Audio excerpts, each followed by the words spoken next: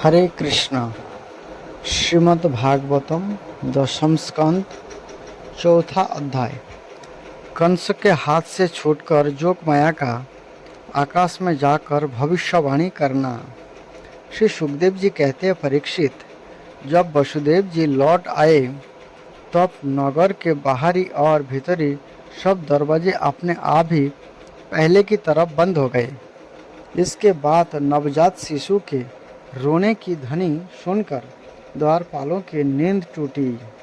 ये तुरंत भोजराज कंस के पास गए और देवकी के संतान होने की बात कही। कंस तो बड़ी आकुलता और घबराहट के साथ इसी बात की प्रतीक्षा कर रहा था। द्वारपालों की बात सुनते ही वह झटपट पलंग से उठ खड़ा हुआ और बड़ी शीघ्रता से श्रुति का गृह की ओर झपटा।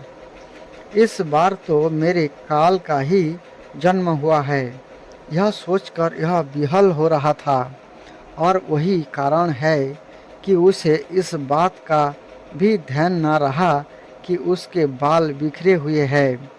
रास्ते में कई जगह यह लड़खड़ाकर गिरते गिरते बचा। बंदी गृह में पहुंचने पर सती देवकी ने बड़े दुख और करुणा के साथ अपने भाई कंस से कहा, मेरे हितैषी भाई, यह कन्या तो तुम्हारी पुत्र वधू के समान है, स्त्री जाति की है।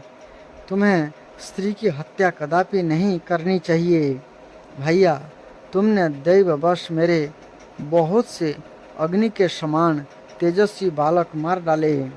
आप केवल वही एक कन्या बची है, इसे तो मुझे दे दो। अवश्य ही मैं तुम्हारी छोटी बहन हूँ। मेरे बहुत से बच्चे मर गए हैं, इसीलिए मैं अत्यंत दीन हूँ। मेरे प्यारे और समर्थ भाई, तुम मुझ मंदभागिनी को यह अंतिम संतान अवश्य दे दो। श्री सुखदेव जी कहते हैं, परीक्षित, कन्या को अपनी गोद में छिपाकर देवकी जी ने अत्यंत दीनता के साथ रोते रोते याचना की, परंतु कंस बड़ा दुष्ट था। उसने देवकी जी को छिड़काकर उनके हाथ से वह कन्या छीन ली। अपनी उस नन्ही सी नवजात भांजी के पैर पकड़कर कंस ने उसे बड़े जोर से एक चट्टानों पर दे मारा। सार्थ ने उसके हृदय से सौहार्द को समूल उखाड़ फेंका था, परंतु श्री कृष्ण की वह छोटी बहन साधारण कन्या तो थी नहीं, देवी थी। उसके हाथ से छूटकर तुरंत आकाश में चली गई और अपने बड़े बड़े 8 हाथों में आयुध लिए हुए दिख पड़ी। वह दिव्य माला, वस्त्र, चंदन और मणिमय आभूषणों से विभूषित थी। उसके हाथों में धनुष, त्रिशूल, बाण, ढाल, तलवार, शंख, चक्र और गदा, ये 8 आयुध थे।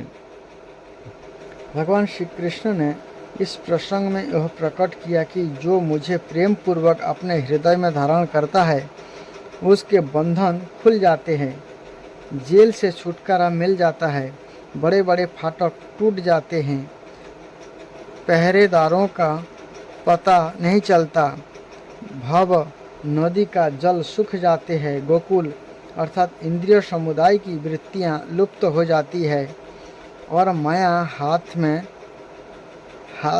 आ जाती है। जिनके गर्भ में भगवान ने निवास किया, जिन्हें भगवान के दर्शन हुआ, उन देवकी वसुदेव के दर्शन का ही यह फल है कि कंस के हृदय में विनय, विचार, उदारता आदि सद्गुण का उदय हो गया। परंतु जब तक वह उनके सामने रहा तभी तक ये सद्गुण रहे। दुष्ट मंत्रियों के बीच में जाते ही और फिर जो का तो हो गया है। आगे कथा आएगा। सिद्ध, चारण, गंधर्व, अप्सरा, किन्नर और नागगण बहुत सी भेंटों की सामग्री समर्पित करके उसकी स्तुति कर रहे थे। किसकी? जो कन्या की, जो आकाश में उड़ गए और अष्टभुजा रूप धारण किए। उस समय देवी ने कंस से यह कहा, रे मूर्ख, मुझे मारने से तुझे क्या मिलेगा? तेरे पूर्व जन्म का शत्रु तुझे मारने के लिए किसी स्थान पर पैदा हो चुका है। आप तू व्यर्थ निर्दोष बालकों की हत्या ना किया कर। कंस से इस प्रकार कहकर भगवती जोगमाया वहाँ से अंतर्धन हो गई और पृथ्वी के अनेक स्थानों में विभिन्न नामों से प्रसिद्ध हुई। देवकी यह बात सुनकर कंस को असीम आश्चर्य हुआ। देवकी की यह बात सुनकर कंस को असीम आश्चर्य हुआ। उसने उसी समय देवकी और वसुदेव को कैद से छोड़ दिया और बड़ी नम्रता से उनसे कहा, मेरी प्यारी बहन और बहनई जी, हाय हाय, मैं बड़ा पापी हूँ। राक्षस जैसे आपने ही बच्चों को मार डालता है, ऐसे ही मैंने तुम्हारे बहुत से लड़के मार डाले। इस बात का मुझे बड़ा खेद है। मैं इतना दुष्ट हूँ कि करुणा का तो मुझ में लेस भी नहीं है। मैंने अपने भाई बंधु और हितैषियों का त्याग कर दिया। पता नहीं अब मुझे किस नरक में जाना पड़ेगा। वास्तव में मैं तो ब्रह्मघाती के समान जीवित होने पर भी मुर्दा ही हूँ। केवल मनुष्य ही झूठ नहीं बोलते, विधाता भी झूठ बोलते हैं। उसी पर विश्वास करके मैंने अपनी बहन के बच्चे मार डाले। वो मैं कितने पापी हूँ। तुम दोनों महात्मा हो, आपने पुत्रों के लिए शोक मत करो। उन्हें तो अपने कर्म का ही फल मिला है। सभी प्राणी प्रारब्ध के अधीन है। इसी से ये सदा सर्वदा एक साथ नहीं रह सकते। जैसे मिट्टी के बने हुए पदार्थों बनते और बिगड़ते रहते हैं, परंतु मिट्टी में कोई अदल बदल नहीं होती, ऐसे ही शरीर का तो बनना बिगड़ना होता ही रहता है, परंतु आत्मा पर इसका कोई प्रभाव नहीं पड़ता। जो लोग इस तत्व को नहीं जानते, वे इस अनात्मा शरीर को ही आत्मा मान बैठते हैं। वही उल्टी बुद्धि अथवा अज्ञान है। इसी के कारण जन्म और मृत्यु होते हैं, और जब तक यह अज्ञान नहीं मिटता, तब तक सुख दुख रूप संसार से छुटकारा नहीं मिलता। यहाँ पर देखिए, कंस जो है अपना मृत्यु से बचने के लिए इतना अपराध किया, फिर भी वही इतना अच्छा उपदेश दे रहे हैं। मेरी प्यारी बहन, यद्यपि मैंने तुम्हारे पुत्र को मार डाला है, फिर भी तुम उनके लिए शोक ना करो, क्योंकि सभी प्राणियों को विवश होकर अपने कर्मों का फल भोगना पड़ता है। अपने स्वरूप को ना जानने के कारण जीव जब तक वह मानता रहता है कि मैं मरने वाला हूँ या मारा जाता हूँ, तब तक शरीर के जन्म और मृत्यु का अभिमान करने वाला यह अज्ञानी बाध्य और बाधक भाव को प्राप्त होता है, अर्थात वह दूसरे को दुख देता है और स्वयं दुख भोगता है। मेरी यह दुष्टता तुम दोनों क्षमा करो, क्योंकि तुम बड़े ही साधु स्वभाव और दीनों के रक्षक हो। ऐसा कहकर कंस ने अपने बहन देवकी और वसुदेव के चरण पकड़ लिए। उसकी आंखों से आंसू बह बहकर मुंह तक आ रहे थे। इसके बाद उसने जोगमाया के वचनों पर विश्वास करके देवकी और वसुदेव को कैद से छोड़ दिया, और वह तरह तरह से उनके प्रति अपना प्रेम प्रकट करने लगा। तब देवकी जी ने देखा कि भाई कंस को पश्चाताप हो रहा है, तब उन्होंने उसे क्षमा कर दिया। ये उसके पहले अपराध को भूल गई, और वसुदेव जी ने हंसकर कंस से कहा,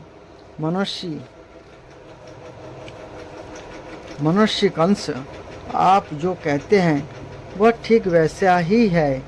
जीव अज्ञान के कारण ही शरीर आदि को मैं मान बैठते हैं। इससे अपने पराये का भेद हो जाता है, और वह भेद दृष्टि हो जाने पर तो ये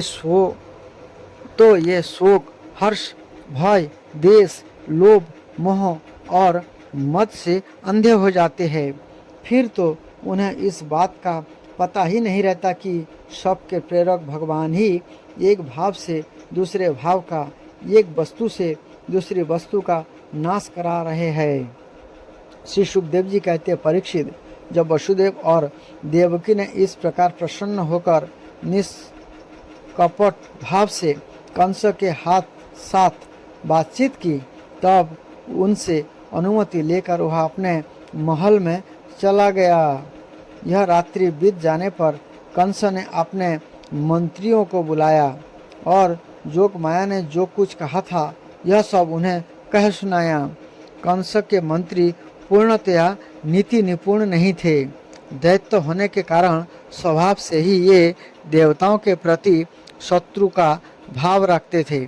आपने स्वामी कंस की बात सुनकर ये देवताओं पर और भी चिढ़ गए और कंस से कहने लगे, भोजराज, यदि ऐसी बात है तो हम आज ही बड़े बड़े नगर में, छोटे छोटे गांवों में, अहीरों की बस्तियों में और दूसरे स्थानों में जितने बच्चे हुए हैं, ये चाहे 10 दिन से अधिक के हो जा कम के, सबको आज ही मार डालेंगे। समर भीरु देवतागण युद्धोद्योग करके ही क्या करेंगे? ये तो आपके धनुष की टंकर सुनकर ही सदा सर्वदा घबराए रहते हैं। जिस समय युद्ध भूमि में आप चोट पर चोट करने लगते हैं, बाण वर्षा से घायल होकर अपने प्राणों की रक्षा के लिए समरांगण छोड़कर देवता लोग परायण होकर इधर उधर भाग जाते हैं। कुछ देवता तो अपने अस्त्र शस्त्र जमीन पर डाल देते हैं और हाथ जोड़कर आपके सामने अपने दीनता प्रकट करने लगते हैं। कोई कोई अपनी चोटी के बाल तथा कच्छा खोलकर आपकी शरण में आकर कहते हैं कि हम भयभीत हैं, हमारी रक्षा कीजिए। आप उन शत्रुओं को नहीं मारते जो अस्त्र शस्त्र भूल गए हो, जिनका रथ टूट गया हो, जो डर गए हो, जो लोग युद्ध छोड़कर अन्यमनस्क हो गए हो, जिनका धनुष टूट गया हो या जिन्होंने युद्ध से अपना मुख मोड़ लिया हो, उन्हें भी आप नहीं मारते। देवता तो बस वही वीर बनते हैं जहाँ कोई लड़ाई झगड़ा ना हो। रणभूमि में बाहर ये बड़ी बड़ी डिंग हाँकते हैं। उनसे तथा एकांतवासी विष्णु, वनवासी शंकर, अल्पवीर्य इंद्र और तपस्वी ब्रह्मा से भी हमें क्या भय हो सकता है? फिर भी देवताओं की उपेक्षा नहीं करनी चाहिए, ऐसी हमारी राय है, क्योंकि है तो ये शत्रु ही। इसलिए उनकी जड़ उखाड़ फेंकने के लिए आप हम जैसे विश्वास पात्र सेवकों को नियुक्त कर दीजिए। जब मनुष्य के शरीर में रोग हो जाता है और उसकी चिकित्सा नहीं की जाती, उपेक्षा कर दी जाती है, तब रोग अपनी जड़ जमा लेता है और फिर वह असाध्य हो जाता है।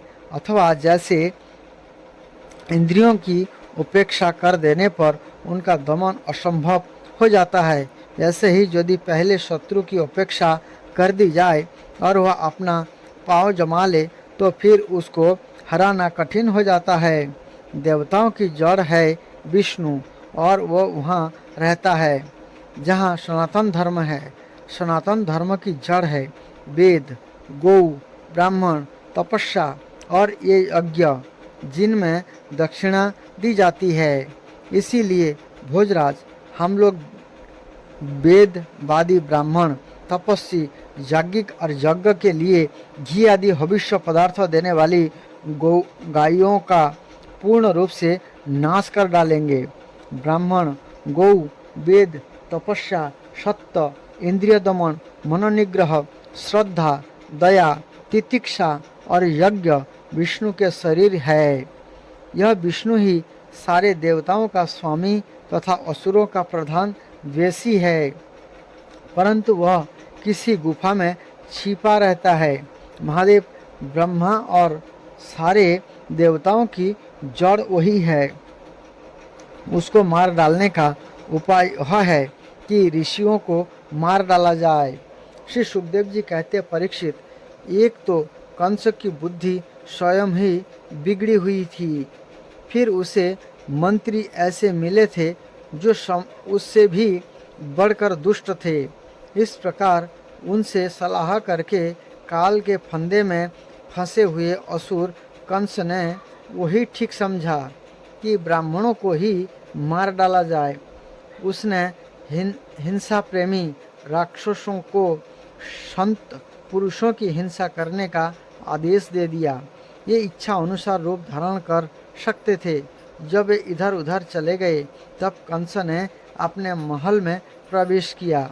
उन असुरों की प्रकृति थी रजोगुणी।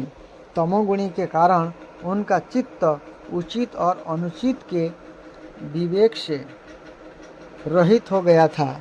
उनके सिर पर मौत नाच रहे थे। वही कारण है कि उन्होंने संतों से द्वेष किया। परीक्षित, जो लोग महान संत पुरुषों का अनादर करते हैं उनका यह कुकर्म उनकी आयु, लक्ष्मी, कीर्ति, धर्म, लोक, परलोक, विषय भोग और सब के सब कल्याण के साधनों को नष्ट कर देता है। श्रीमद् भागवतम चतुर्थ स्कंद कंसद्वारा उत्पीड़न का प्रारंभ। श्रील प्रभुपाद जी के कृष्ण बुक से। वसुदेव द्वारा सारी वस्तुएं कृष्ण को गोकुल लिए जाने से पहले की भांति समंजन कर लेने के पश्चात तथा सारे द्वार तथा किवाड़ बंद कर लेने पर पहरेदार जग गए और उन्हें नवजात शिशु का क्रंदन सुनाई पड़ा। कंस शिशु जन्म का समाचार सुनने की प्रतीक्षा कर ही रहा था कि पहरेदारों ने तुरंत आकर जानकारी दी कि शिशु उत्पन्न हुआ है। उस समय वह तेजी से अपनी शय्या से उठ बैठा और चिल्लाया, आप मेरे जीवन का क्रूर काल उत्पन्न हो गया है। कंस चिंतित हो गया कि उसकी मृत्यु निकट आ गई है, अतः उसे रोमांच हो आया। यह अविलंब उस स्थान की ओर चला जहाँ शिशु ने जन्म लिया था। अपने भाई को आते देखकर देवकी ने कंस से अत्यंत विनीत भाव से प्रार्थना की, मेरे भ्राता, इस लड़की को मत मारो। मैं वचन देती हूँ कि यह तुम्हारे पुत्र की वधू बनेगी, अतः इसका वध ना करो। तुम्हारा वध किसी कन्या द्वारा तो होना नहीं, तुम्हारा वध तो किसी कन्या द्वारा होना नहीं, वही आकाशवाणी है। तुम्हारा वध तो एक बालक द्वारा होना है, अतः कृपा करके इसका वध ना करो। मेरे भाई, तुमने मेरे कितने सारे सूर्य जैसे प्रतापी नवजात शिशुओं का वध किया है, वह तुम्हारा दोष नहीं है। तुम्हारे असुरी मित्र ने मेरे पुत्र को मारने की सलाह दी है, किंतु अब मैं प्रार्थना करती हूँ कि इस कन्या को तो ना मारो, इसे मेरी पुत्री बनकर जीने दो। किंतु कंस इतना क्रूर था कि उसने अपने बहन देवकी की एक भी दर्द भरी प्रार्थना ना सुनी। उसने अपनी बहन को डांटते हुए नवजात शिशु को बलपूर्वक छीन लिया और उसे निर्दयतापूर्वक पत्थर पर पटकना चाहा। यह एक क्रूर असुर का ऐसा सजीव उदाहरण है जो अपने व्यक्तिगत तृप्ति के लिए सारे संबंधों की बलि दे सकता है, किंतु वह शिशु तुरंत ही उसके हाथों से फिसल गया और आकाश में जाकर विष्णु की अष्टभुजा अनुजा के रूप में प्रकट हुआ। यह सुंदर सुंदर वस्त्रों, पुष्पमालाओं तथा आभूषणों से सुशोभित थी और अपनी आठों भुजाओं में धनुष, भाला, तीर, तलवार, शंख, चक्र, गदा तथा ढाल धारण किए हुए थी। कन्या को प्रकट होते देखकर, जो वास्तव में देवी दुर्गा थी, सिद्ध, चारण, गंधर्व, अप्सरा, किन्नर तथा उरक लोगों के सारे देवतागण उसे विधिवत वस्तुएं भेंट करने लगे और अपनी अपनी ओर से प्रार्थनाएं करने लगे। ऊपर से उस देवी ने कंस को संबोधित किया, अरे धूर्त, तू मुझे कैसे मार सकता है? तुझे मारने वाला बालक इस संसार में कहीं पहले ही प्रकट हो चुका है।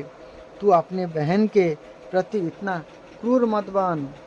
इस प्राकट्य के बाद देवी दुर्गा विश्व के विभिन्न भागों में भिन्न भिन्न नामों में विख्यात हो गई।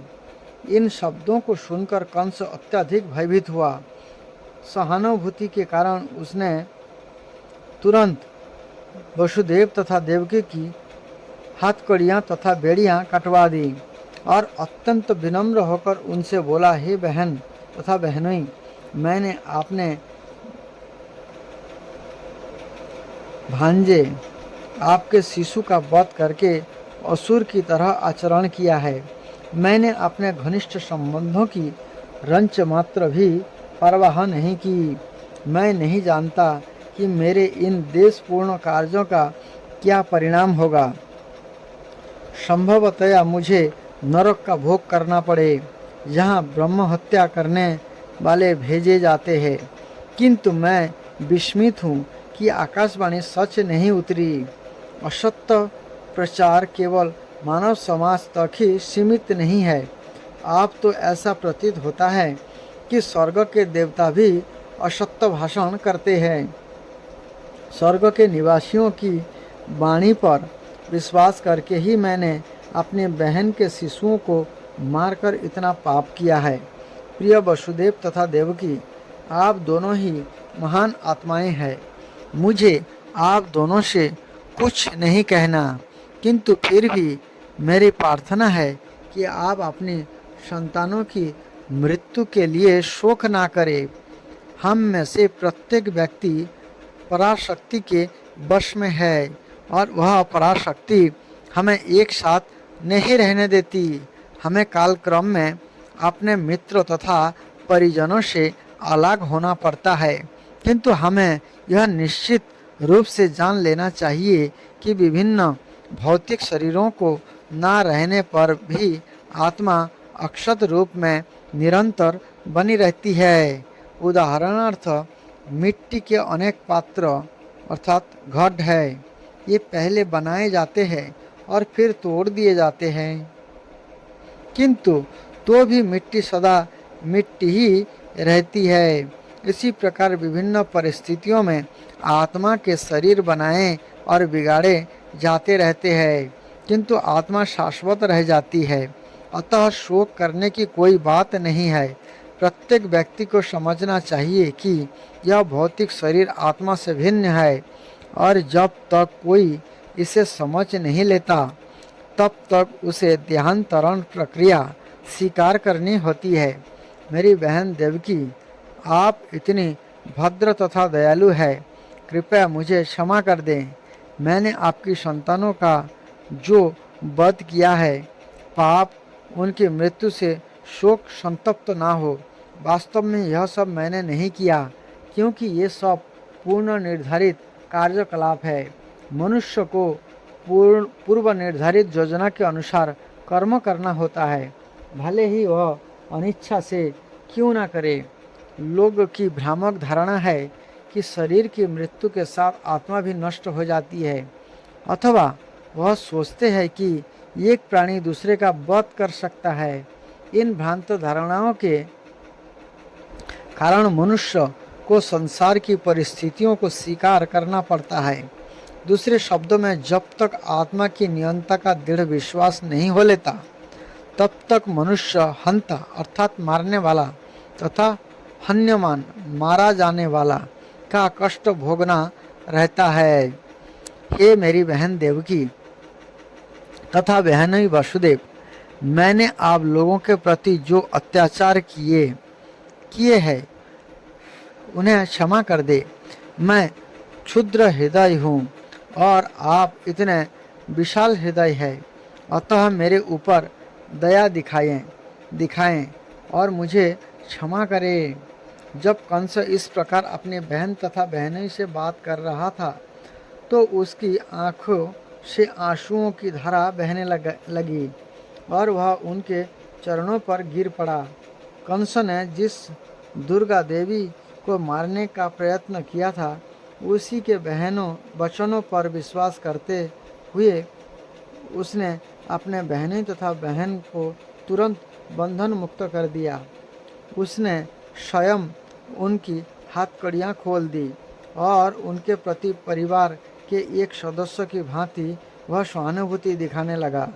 जब देवकी ने अपने भाई को इस तरह पश्चाताप करते देखा तो वे शांत हो गई और अपनी संतानों के प्रति किए गए सारे अत्याचारों को भूल गई। वसुदेव भी विगत घटनाओं का विस्मरण करते हुए अपने साले से हंसकर बोले, हे भाग्यशाली साले, तुम भौतिक शरीर तथा आत्मा के विषय में जो कुछ कह रहे हो वह बिल्कुल ठीक है। प्रत्येक जीवात्मा जन्म से अज्ञानी है और वह अपने आप को भौतिक शरीर समझ बैठता है। वह जीवात्मा बुद्धि अज्ञान जनित है और इस अज्ञानता के आधार पर हम शत्रुता या मित्रता पैदा करते हैं। शोक, हर्ष, भय, ईर्ष्या, लोभ, मोह तथा उन्माद हमारी देहात्म बुद्धि के विभिन्न पक्ष है। इस प्रकार से प्रभावित मनुष्य भौतिक देह के कारण ही शत्रुता में प्रवृत्त होता है। ऐसे कार्य में लग जाने के कारण हम भगवान से अपना शाश्वत संबंध भूल जाते हैं। वसुदेव ने कंस की उदारता का लाभ उठाकर उसे बताया कि उसके नास्तिक कार्यकलाप भी इसी देहात्म बुद्धि से जन्य है। जब वसुदेव ने कंस से इस प्रकार ज्ञानप्रद बातें की तो वह अत्यधिक प्रसन्न हुआ और इससे आपने भांजे को मारने की अपराध भावना कुछ कम हुई। अपनी बहन देवकी तथा बहनें वसुदेव से आज्ञा लेकर वह शांतचित अपने घर लौट आया। किंतु दूसरे ही दिन कंस ने सारे मंत्रियों को बुलाकर उनसे विगत रात्रि में जो कुछ घटा था कह सुनाया। कंस के सारे मंत्री असुर थे और थे देवताओं के परम शत्रु। अतः ही अपने स्वामी से रात्रि की घटनाओं को सुनकर उदास से हो गए। अधिक अनुभवी या विद्वान ना होने पर भी ये कंस को इस तरह सलाह देने लगे, श्रीमान, हमें चाहिए कि सारे नगरों, कस्बों, गांवों तथा गोचरों में विगत 10 दिनों में जितने बालक उत्पन्न हुए हो उन सब को मार दिए जाने का प्रबंध करें। हमें चाहिए कि इस योजना को बिना किसी भेदभाव के कार्यान्वित करें। हमारा विचार है कि यदि हम ये कुकृत्य अर्थात अत्याचार करेंगे तो फिर देवताओं को हमारे विरुद्ध कुछ भी करने का साहस नहीं हो सकेगा।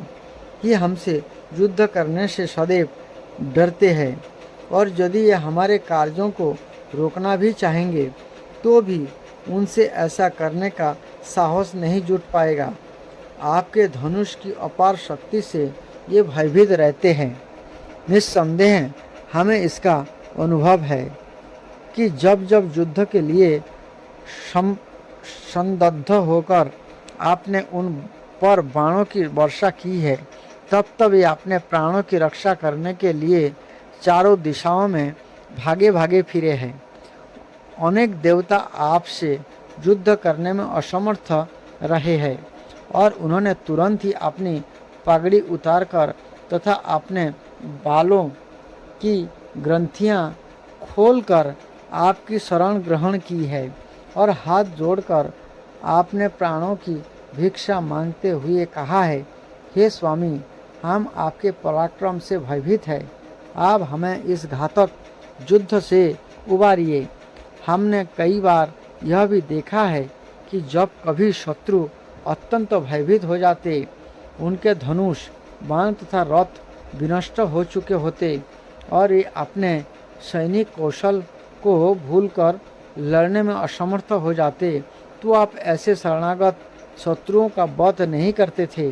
अतः वस्तुतः हमें इन देवताओं से भयभीत नहीं होना चाहिए। इन लोगों को शांति काल में युद्ध भूमि से बाहर रहकर महान योद्धा होने का अत्यंत गर्व है, किंतु वास्तव में ये युद्ध भूमि में कोई कौशल या सैनिक शक्ति प्रदर्शित नहीं कर सकते। यद्यपि इंद्र समेत भगवान विष्णु, शिव जी तथा ब्रह्मा जी इनकी सहायता के लिए सदैव उद्धत रहते हैं, किंतु हमें उनसे डरने का कोई कारण नहीं है। जहाँ तक भगवान विष्णु का प्रश्न है, ये तो पहले ही जन जन के हृदय में अंतर्हित हो चुके हैं और ये बाहर नहीं आ सकते। और शिव जी तो अपने सारे कार्यकलापों का परित्याग कर रखा है, ये पहले ही वनवासी हो चुके हैं। और ब्रह्मा है कि उन्हें नाना प्रकार की तपस्याओं तथा ध्यान से फुर्सत नहीं मिलती। इंद्र तो आपकी शक्ति के समक्ष तिनके जैसा है, अतः हमें इन देवताओं से डरने की कोई बात नहीं है, किंतु हमें असावधान भी नहीं रहना, क्योंकि देवता हमारे कट्टर शत्रु है। हमें अपनी रक्षा करने के लिए सावधान रहना चाहिए। इनको समूल नष्ट करने के लिए हमें आपकी सेवा करनी चाहिए और आपकी आज्ञा के पालन के लिए सदैव सन्नद्ध रहना चाहिए। असुरों ने आगे कहा, यदि शरीर में कोई रोग हो और उसकी परवाह ना की जाए तो वह असाध्य बन जाता है। इसी प्रकार यदि इंद्रियों को छूट दे दी जाए तो उनको बस में कर पाना दुष्कर हो जाता है। अतः हमें इन देवताओं से सदैव सावधान रहना चाहिए, अन्यथा ये दबाए नहीं दबेंगे। देवताओं की आधारभूत शक्ति तो भगवान विष्णु है, क्योंकि सारे धर्मों का चरम लक्ष्य उन्हें ही प्रसन्न करना है। वैदिक आदेश ब्राह्मण, गाय, तप, त्याग, दान, पुण्य, ये सारे कृत्य तो भगवान विष्णु को प्रसन्न करने के लिए है। अतः हमें चाहिए कि हम तुरंत ही उन सारे ब्राह्मण का जो वैदिक ज्ञान की निधि है तथा उन ऋषियों का वध करना प्रारंभ कर दे, जो अनुष्ठान कार्यों को संपन्न करने में लगे हुए हैं। हमें सारी गायों का वध कर देना चाहिए, जो माखन की स्रोत है, ताकि यज्ञ के लिए घी ना मिल सके। कृपया हमें इन समस्त प्राणियों का वध करने की अनुमति प्रदान करें। वास्तव में ब्राह्मण, गायें, वैदिक ज्ञान, तपस्या, सत्य, इंद्रियों तथा मन का संयम, स्वामी भक्ति, दान, सहिष्णुता तथा यज्ञ, ये ही भगवान विष्णु के दिव्य शरीर के अंग स्वरूप है। भगवान विष्णु सबों के हृदय में विद्यमान है और ये शिव तथा ब्रह्मा सहित समस्त देवताओं के नायक है। मंत्रियों ने कहा, हमारे विचार से भगवान विष्णु को मारने के लिए समस्त ऋषियों तथा ब्राह्मणों को दंड दिया जाए। इस प्रकार असुर मंत्रियों द्वारा मंत्रणा किए जाने पर महाधूर्त कंस ने, जो सर्वभक्षी अनंत काल की हाथकड़ी बेड़िया में जकड़ा था, ब्राह्मण तथा वैष्णवों को दंडित करने का निश्चय किया। उसने असुरों को आदेश दिया कि ये सभी साधु पुरुषों को सताएं, और तब यह अपने घर चला गया।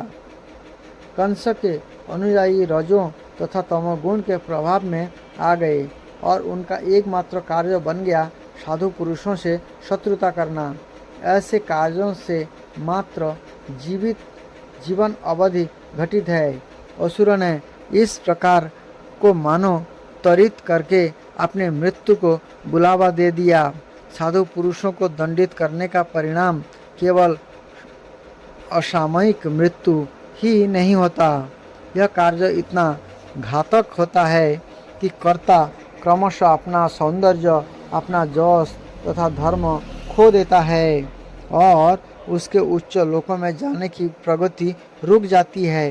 विविध प्रकार के मनोरथों के वशीभूत होकर ये असुर सभी प्रकार के शुभ कार्य को क्षीण बना देते हैं। भक्तों तथा ब्राह्मणों के चरण कमलों के प्रति किया गया अपराध श्री भगवान के चरण कमलों के प्रति किए गए अपराध से भी बड़ा होता है। वह सभ्यता जो ऐसे पाप कर्म करती है सामान्यतः भगवान में श्रद्धा खो देती है और ऐसी ईश्वर विहीन सभ्यता मानव समाज में विपत्तियों का घर बन जाती है। इस प्रकार लीला पुरुषोत्तम भगवान श्री कृष्ण के अंतर्गत कंसों द्वारा उत्पीड़न नामक चतुर्थ अध्याय का भक्ति विधान तात्पर्य पूर्ण हुआ। हरे कृष्ण कृष्ण कृष्ण हरे हरे, हरे राम राम राम हरे हरे।